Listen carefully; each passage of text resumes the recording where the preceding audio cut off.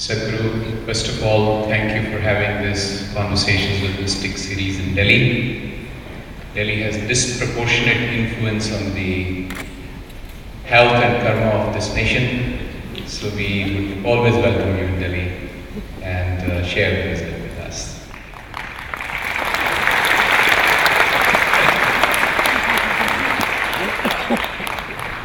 First question, Sadhguru. In your closing comment on the education segment, you talked about the marvel that human body is, the importance to have good pregnancy, raise good children, educate good children. Recent medical research shows that mother's milk for a male child and a female child is different. In fact, it is so magical that if a mother has twins, a male and a female child at the same time, the milk for the male child and the milk for the female child is also different. Did you know that in the culture we have always known this? Your grandmother has always known this. It's just that what we have always known, you have to do $1 billion research today, that's the whole problem.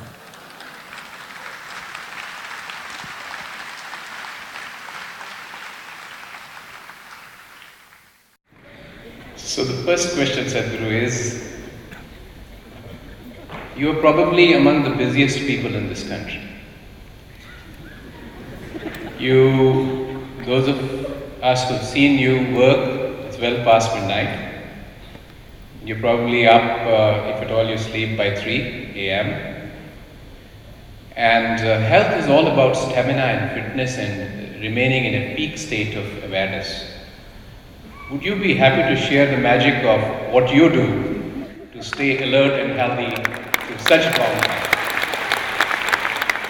time? I don't get to do most of the things I know I should do about myself because of the schedule and the travel.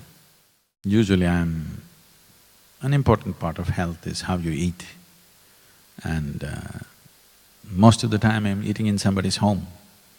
So I have to eat to their satisfaction, not to my health. You know, this is India. Hospitality means you must eat two people's food, not one. So considering all that, I have… the choice is gets quite restricted. So what do I do? What I say right now may not be a practical suggestion because you can't take it as a tip and do this. I do every day 20 seconds of sadhana. That is, I just let my energies run through a overhaul in the morning, and that's all I do. I have no regular exercise regimen, I don't walk every day, nothing. But since I'm 25 years of age to this day, my weight has not varied more than 2 kilograms. I've been 74, 75 since I was 25. It's just that little from my shoulder, it slipped little down. It was all on my shoulder, now kind of going towards the earth. Except for that, which I'm wanting to correct. So this is not a practical suggestion, but there are ways to do your health in ways other than physical ways. Maybe you have not heard or maybe you have. A couple of times in the last 10, 12 years, doctors have written me off as for sure you won't make it kind of thing, because all my systems were failing because of certain things that happened. But I've come out of that just in a matter of days or weeks. Because you need to understand this. This whole body was manufactured from inside, not from outside. You provided the raw material from outside, but the piece of bread that you eat becomes human body from inside. So there is an intelligence here, there is a competence here which creates this body. If you have access to that, if there's a repair job to be done, would you go to the manufacturer or the local tinker? If you have lost access to the manufacturer, you go to the local tinker. Otherwise you go to the manufacturer. Most of you take your cars to the company service station, isn't it? Not to the local tinker, unless you're in some place where you have no access. This is possible for every human being. It is just that they think it's not important to pay attention to the source of their creation. They think something else is more important, which amazes me. How is this possible? But somehow a large segment of the population thinks something else is more important than that which is the very source of your creation. Your thoughts and emotions are more important than something of this intelligence, that is, it can transform a piece of bread into such a sophisticated mechanism called a human being. When such a level of intelligence is there within us, I cannot understand how anybody can ignore it. It's always… though I've lived this long in this world and I've worked with people continuously, it still amazes me. How is it? How is it that they can ignore this? Sadhguru, so long as we are alive, we breathe, and we have this beautiful instrument of the human body. In Isha Yoga Center, you place a lot of emphasis on two things, the posture and breathing. How these two things impact our health? See the way we sit, for example. People who are on the path of Hatha Yoga spend a lifetime learning how to sit. A logically thinking person cannot understand why should somebody spend a lifetime learning how to sit. Health, you're talking about health, I'm sorry. There are other dimensions to it, but coming to health, if you have to be healthy, you have to be at ease. This is like you're driving your car, you may be… what do you drive, Sanjay? M. M is not a Maruti, okay. So, you're driving a good car, it's a wonderful machine, but drive it without the engine oil. In 10 minutes it'll be junk. Yes or no? Because there is no ease, lubrication is lost. So when you say you're stressful, you're anxious, you're disturbed by this and that, what you're saying is, your lubrication is lost. It is not because of the speed at which you're traveling, you're struggling. It is because there is no ease, there is no lubricant inside. And everything is friction. When there is friction, there will be stress. Drive your car for 10 minutes without engine oil and see what happens. However great your car is, it'll be gone.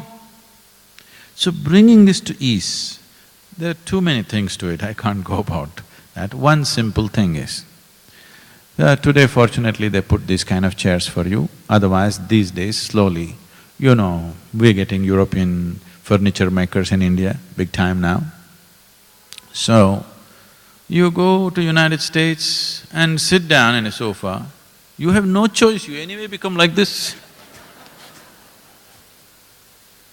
You have no choice about how you sit. Like this. Now you need to understand this. If there's something called as muscular comfort, skeletal comfort, organ comfort. Muscular and skeletal comfort is largely just comfort it is. It is needed at some times, but your organs should be comfortable for you to be healthy. If you take all the vital organs in your body, I'm putting it in a very simplistic way, considering the time. All these vital organs in your body, they're not fixed with clamps and nuts and bolts, they're hanging in nets like this. Only if you sit like this, with your spine erect, your organs are at maximum comfort. You sit like this, they collapse one on top of each other. Now, how do they function well? They will not function well. So in a day, if you're sitting like this for 8–10 hours, you're asking for it. You're just asking for it. It's like you want to drive your car on two wheels. One day if you flip around to show off, it's okay. Every day if you drive like this, it's not going to last. That's happening to your body all the time. So, maintaining a certain level of organ comfort is very important if all these things have to function well. See, you may not be medically diagnosed as diseased or you have an ailment, but I would say, pardon me for my percentages, I would say over 85% of the people do not know what's health. They have not experienced it. Maybe they knew it as children, where they bounced around. If you're healthy, you feel like bouncing around.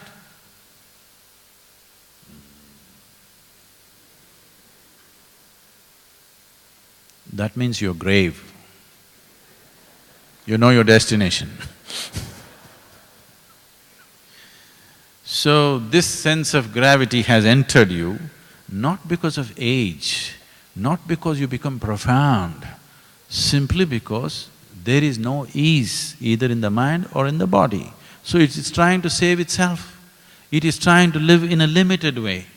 It is not trying to live, it is trying to save life and curtail it and hang on for a little while longer. So keeping the body at ease is most important.